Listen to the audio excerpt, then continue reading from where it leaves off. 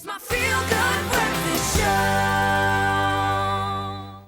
And a very warm welcome back. This is your feel-good breakfast show, Expresso on SABC3. Now, we all know that South Africa is a very diverse country with a very complicated past. And as we navigate and negotiate our way through these hard truths and facts, we sometimes uncover stories that come to the fore. And one of those stories is shared by an incredibly courageous and inspiring person this morning. This is Anastacia Tomson, who wrote a book called Always Anastacia that talks about the struggles, the challenges faced by the transgender population in South Africa. Thank you very much for being with us here on the show and sharing your story.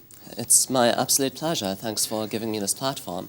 Tell me a bit more about why you decided to tell your story in your book, Always Anastacia, about being a transgender woman in South Africa. You know, I went through a long and difficult process to understand my own identity. And once I'd been through that, I came to this realization, I have to transition. Mm-hmm. And that was a very scary prospect for me. I didn't know what to expect. I knew it was going to turn my world upside down, but I didn't know the full extent of it, and I didn't know the kind of difficulties that I was going to face. Mm-hmm. And all of that sort of became apparent to me as I continued along my process and as time passed.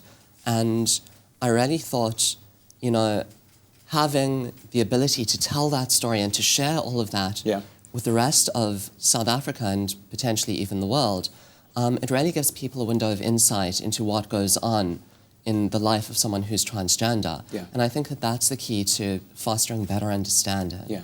And in the book, you speak of a time when you basically wanted to hide away.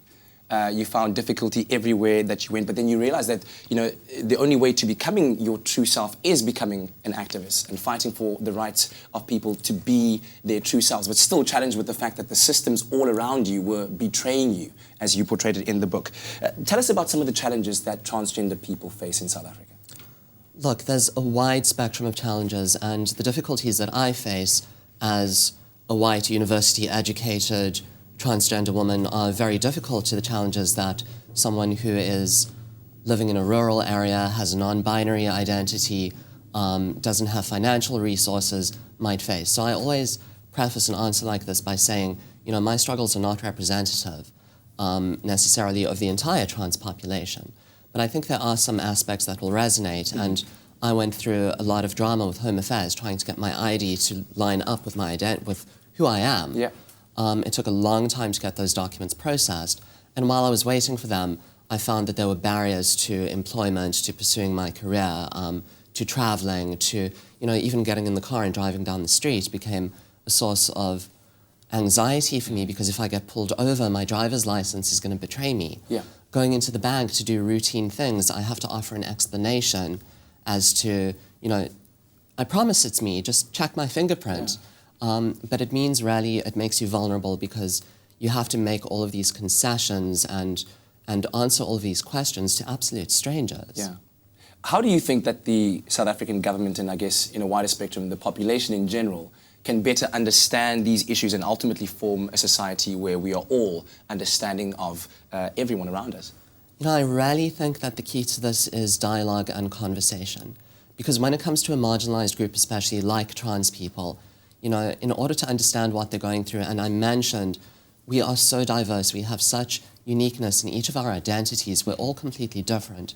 You have to go out, engage with trans people, involve them in the decision-making process, in designing and implementing policy, and in saying, well, you know, you are the ones who are trying to access services, we're trying to make things better for you. Mm-hmm. What do you need from us?